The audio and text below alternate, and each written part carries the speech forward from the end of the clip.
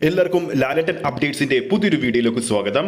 ഈറോട്ടിക് നോവലുമായി ബന്ധമില്ല, ബറോസ് കോപ്പിയടിച്ചെന്ന വാദം തെറ്റ്. റിലീസ് തടയാനുള്ള ഹർജി കോടതി തള്ളിയിരിക്കുകയാണ്.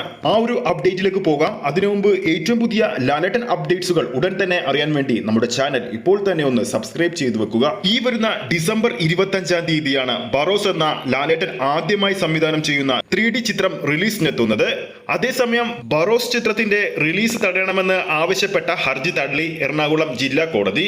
2008-ൽ പുറത്തിറങ്ങിയ മായ എന്ന തന്റെ നോവലിൽ നിന്നും കോപ്പിയടിച്ച കഥയാണ് ബറോസിന്റേതെന്ന് ആരോപിച്ച് ജർമ്മൻ മലയാളിയായ ജോർജ് തുണ്ടിപ്പറമ്പിലാണ് ഹർജി നൽകിയിരിക്കുന്നത്. 2018-ൽ പുറത്തിറങ്ങിയ ജിജോ പുന്നൂസിന്റെ Barroz guardian of the Gama's treasure എന്ന പുസ്തകത്തെ അടിസ്ഥാനമാക്കിയാണ് ബറോസ് ഒരുക്കിയിരിക്കുന്നത്.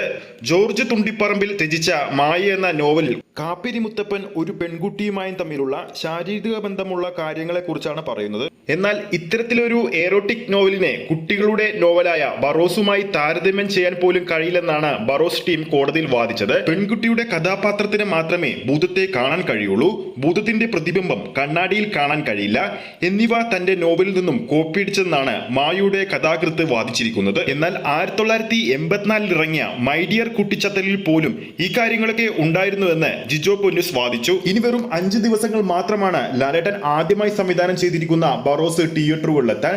ടൈറ്റിൽ കഥാപാത്രമായ ഭൂതത്തിന്റെ വേഷത്തിലാണ് ലാലേട്ടൻ സ്ക്രീനിലെത്തുക. ക്രിസ്മസ് ദിനത്തിൽ രാവിലെ 9:30-നാണ് ചിത്രത്തിന്റെ ആദ്യ ഷോ കേരളത്തിൽ ആരംഭിക്കുന്നത്. ക്രിസ്മസ് റിലീസായി എത്തിയ സിനിമകളൊക്കെ മലയാള ബോക്സ് ഓഫീസിൽ മികച്ച പ്രകടനമാണ് കാഴ്ചവെക്കുന്നത്. ഇനി ബറോസിന്റെ ഊഴമാണ്. നമുക്ക് കാത്തിരിക്കാം ബറോസ് സിനിമയുടെ കൂടുതൽ അപ്ഡേറ്റുകൾക്ക് വേണ്ടി. അപ്പോൾ നമ്മൾ പറഞ്ഞതുപോലെ കൂടുതൽ ലാലേട്ടൻ അപ്ഡേറ്റ്സുകൾ ഉടൻ തന്നെ അറിയാൻ വേണ്ടി നമ്മുടെ ചാനൽ ഇപ്പോൾ തന്നെ ഒന്ന് സബ്സ്ക്രൈബ് ചെയ്തു വെക്കുക, സപ്പോർട്ട് ചെയ്യുക. വീഡിയോ ഇഷ്ടപ്പെട്ടെങ്കിൽ ലൈക്ക് ചെയ്യാനും മറക്കരുത്.